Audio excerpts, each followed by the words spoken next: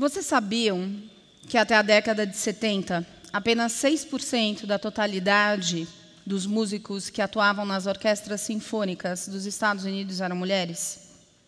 Muitos julgavam que a capacidade intelectual das mulheres era menor. Mas, de repente, algumas coisas começam a acontecer que vão mudar completamente esse cenário.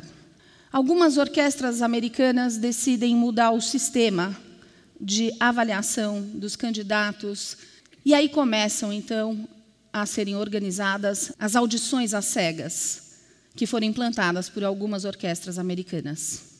Depois de 20 anos, e notem, apenas algumas orquestras americanas fizeram isso. Nós chegamos à década de 90 com um cenário da música erudita nos Estados Unidos completamente diferente. Aquele triste e deprimente número de 6% tinha mudado completamente. O número era outro. Nós tínhamos chegado a 21%. E essa mudança tinha sido operada por conta de uma modificação de um mecanismo que neutralizara o preconceito de fundo sexual. Agora eu vou pedir para vocês guardarem na memória essa história e esses números. Nós vamos precisar dela daqui a pouco. Mas nós vamos mudar de país, e eu vou convidá-los a me acompanharem de volta para o Brasil. Em 1980, aqui em São Paulo, a sociedade civil pressionava as instituições paulistas para que, finalmente, se dignassem a admitir a participação de mulheres nos concursos públicos para a magistratura estadual. Pasmem, há 36 anos, as mulheres ainda não participavam nas carreiras da magistratura. A pressão foi grande e o Tribunal de Justiça de São Paulo finalmente admite a presença de mulheres. E as mulheres começam finalmente a participar dos processos de seleção das carreiras de juiz. Mas a situação dessas mulheres era muito difícil e elas não conseguiam ter uma performance muito boa. A cada concurso, um pouco mais, um pouco menos, apenas 12%, 15% das vagas eram ocupadas por mulheres. Quando, então, um fenômeno bombástico acontece. O Tribunal de Justiça do Estado de São Paulo é impedido de exibir o gênero dos candidatos. Fica proibida a identificação dos candidatos por ocasião dos concursos. Os candidatos passam, então, a fazer as provas sob um número, sem nome. E o que acontece? O resultado é bombástico. O número de mulheres salta para 40% no primeiro concurso que acontece logo depois da implantação da mudança, depois que a regra de identificação dos candidatos é alterada, quase se equiparando com a performance masculina. É evidente, essa situação não deixa dúvidas, assim como a das musicistas americanas não deixava, que as mulheres estavam sendo barradas. O resultado dessas provas e desses concursos parecia meritocrático. Mas será que ele era meritocrático? Parece evidente que não. As mulheres musicistas americanas e as mulheres candidatas à carreira de juíza em São Paulo, dois países diferentes, mas momentos paralelos, são então capazes, e só porque estes mecanismos foram introduzidos, de acessarem as carreiras. Portanto, quando nós lidamos com o conceito de meritocracia, nós temos que tomar muito cuidado.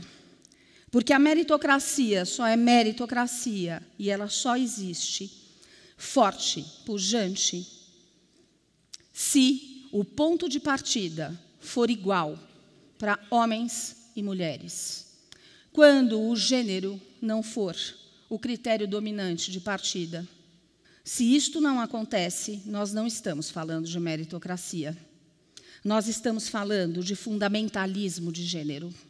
E é por isso que a carreira das mulheres é tão complexa e é tão difícil para as mulheres. Ocorre que as mulheres que queiram estar nas ciências, que queiram gerir empresas, terão que saltar exatamente os mesmos obstáculos e mais alguns. são os obstáculos do preconceito, os obstáculos do sexismo. E, nesse exato momento, a meritocracia está rompida, ela não existe mais. E pior, porque se a mulher for negra, aí, então, é que ela jamais poderá almejar um cargo de liderança nesse país. Os obstáculos que nós temos que superar não são apenas obstáculos de performance ligados àquela atividade profissional, são obstáculos culturais. E contra os obstáculos culturais é muito difícil o combate. Os obstáculos culturais têm que ser derrubados. Para isso, vários países descobriram, já há bastante tempo, que são necessárias ações afirmativas. Não basta conversar, não basta passar leis. É absolutamente imperioso abrir espaço meritocraticamente para aquelas pessoas que, a despeito de terem estudado muito, de trabalharem tanto quanto, por mais que façam e façam, não chegarão lá. Não fossem os mecanismos que tinham sido introduzidos, estas mulheres jamais teriam chegado lá. O quadro que vocês estão vendo acaba de ser publicado há poucos dias, mensurados pelos parâmetros do Fórum Econômico Mundial, os 10 melhores países em termos de igualdade de gêneros. O que de peculiar este conjunto de países tem? É que os primeiros colocados neste ranking não estão aí à toa. Quais são esses países? Islândia, em primeiro lugar. A Finlândia, a Noruega, a Suécia. Que países são esses? São os países nórdicos, que há alguns anos, aliás, há muitos anos, há décadas, implantaram políticas e ações afirmativas. São medidas governamentais, variadas espécies, que permitem que corrija-se a deficiência de meritocracia à partida, mas também na continuação do processo. Porque não adianta corrigir a entrada e não manter a correção ao longo da caminhada. 7,5% dos diretores executivos hoje em atuação no país, apenas 7,5% são mulheres. E mulheres brancas. A participação da mulher negra nos cargos de cúpula da direção executiva das grandes empresas no Brasil é tão pequena que ela é estatisticamente relevante. Vejam o número. É um número bem triste. É um número semelhante àquele número das musicistas americanas, não é mesmo? Estes países que vocês estão vendo nesses quadros estabeleceram ações afirmativas diversas, mas prioritariamente a cota de gênero. A cota de gênero fez com que esses países fossem para as mensurações variadas, lá para cima, para frente, porque sabem há muito tempo que é muito importante terem mulheres em cargos de comando, em níveis equivalentes aos homens. Nunca foi a pretensão do feminismo que fôssemos mais ou que tivéssemos mais. Sempre foi a pretensão do feminismo que nós tivéssemos as mesmas oportunidades, igualdade de tratamento. Eu não tenho nada contra homens, como nenhuma feminista tem. Mas o que eu tenho a favor, e eu tenho muito a favor, é das mulheres. Porque não é justo barrar a capacidade intelectual de nenhum ser humano só porque ele tem um sexo ou outro, ou porque ele é preto ou branco, ou porque ele é amarelo ou roxo. Quando nós temos uma verdadeira meritocracia, o melhor vai se destacar. E o melhor é aquele que merece, por isso, mérito. É aquele que tenha estudado mais, que tenha se dedicado mais. Porque não há democracia quando 51,5% da população de um país estão fora, completamente fora dos espaços de decisão. Nós, mulheres, não participamos do legislativo na sua cúpula.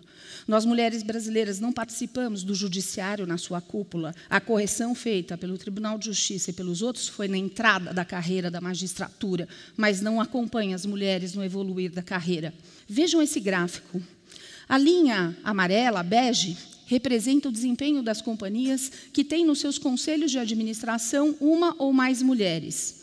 A linha roxa representa as companhias que não têm nenhuma mulher no seu conselho de administração. E o que é o conselho de administração? É a cúpula decisória das grandes companhias.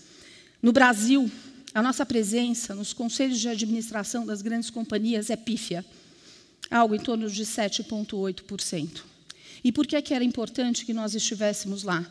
Porque são os conselhos de administração que tomam decisões relevantíssimas para o futuro dessas empresas. São os conselhos de administração, por exemplo, que escolhem os diretores executivos. Lembram-se quando eu disse a vocês que hoje, no Brasil, apenas 7,5% das diretorias executivas do país são ocupadas por mulheres?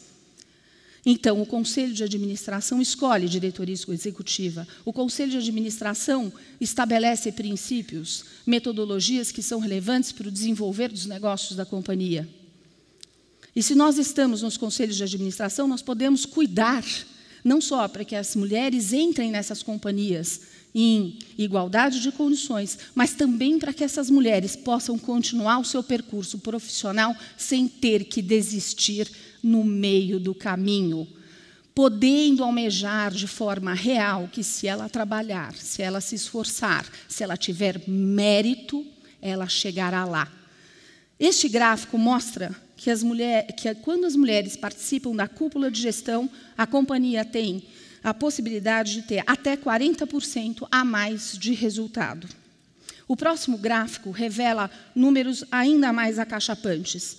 O primeiro gráfico que vocês veem nos mostram que companhias que têm uma ou mais mulheres em sua cúpula têm 10% a mais de ROI, têm um EBIT 48% maior, e suas ações são valorizadas nas bolsas de valores, em média, 17% a mais. Manter as mulheres fora da cúpula é, além de tudo, burrice. Gera-se menos valor no país, não se ganha tanto dinheiro com tributos, mantém-se uma população ativa com capacidade e potência equivalente à dos homens fora do mercado de trabalho, e o país definitivamente perde riqueza, perde justiça e perde qualidade democrática. O próximo gráfico, recentíssimo também, nos mostra a quantidade de mulheres participando nos conselhos de administração em todo o mundo. Notem quem são os primeiros colocados de novo. O nosso clube nórdico, os países lá de cima, que muito inteligentemente já perceberam isso faz tempo e que estabeleceram cotas para mulheres nos seus conselhos de administração, entre outras ações afirmativas, como, por exemplo, a licença paternidade mandatória, porque para as crianças é tão importante ter a mãe do seu lado, quanto também é ter o pai do seu lado. Porque, da mesma forma que vocês têm direito a, nós também temos direito a. Direito a ser mãe, direito a ser pai. Direito a ser presidente de uma companhia, direito também de sermos, nós mulheres, presidente de uma companhia. Direito de presidir um conselho de administração que vai interferir positivamente numa produção mais efetiva, na geração de maiores empregos, na agregação de maior valor, menos corrupção. Sim, os índices estatísticos mundiais comprovadamente mostram que as mulheres são menos afetadas pelo bichinho que leva à corrupção.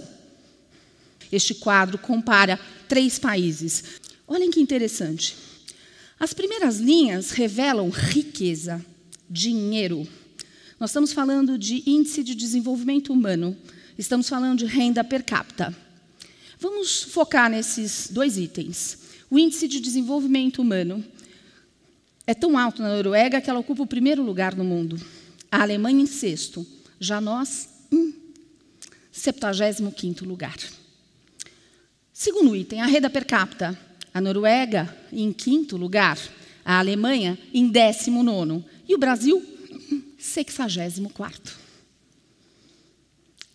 Próximo item, o número de mulheres participando no legislativo, aquele poder que faz as leis, que impõe comportamentos, que estabelece políticas públicas, que, no caso da Noruega, a quantidade de mulheres a coloca em 15º lugar, na Alemanha 26º, e o Brasil, pior ainda, 55º lugar. Aliás, eu não sei se vocês sabem, mas nós temos menos mulheres no parlamento, no poder legislativo, no espaço político do que a maioria esmagadora dos países nórdicos. Nós perdemos para a Arábia Saudita.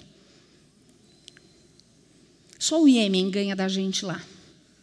Na América, nós perdemos de todos. Só ganhamos do Haiti. Mas notem que tem uma linha aí que nos coloca lado a lado com alguém. A Alemanha, nesse momento, está mais próxima do Brasil, não está? Sabe por quê? Porque a Alemanha não tinha cotas para mulheres até o ano passado. Contra a Noruega, que as tem há 20 anos. O que nós queremos é equilíbrio. O que nós queremos é respeito. E eu decidi que eu vou morrer lutando. Eu não verei mais. Não sei se a minha filha verá, mas ela vai ter a certeza de que eu continuo lutando por ela. E eu continuo lutando por todas vocês que estão aqui, mas também pelos homens. Porque vai fazer bem para vocês compartilhar. E aproveitando o mote desse TED, já era tempo. Já era tempo de eu não abrir mais o jornal e descobrir naquele dia que o governador do estado de São Paulo tinha composto o seu gabinete de secretários estaduais e, dentre os 26, só 2 eram mulheres. Já era tempo de eu não ter que lutar tanto. Já era tempo de que as cotas estivessem funcionando no Brasil, porque nós precisamos de cota de gênero. Se os nórdicos precisaram com tanta riqueza a mais, por que é que nós não precisaríamos? Já era tempo de que eu não tivesse que abrir o jornal e descobrir que um presidente da República ousara nomear 22 ministros sem que uma única desses ministros fosse mulher.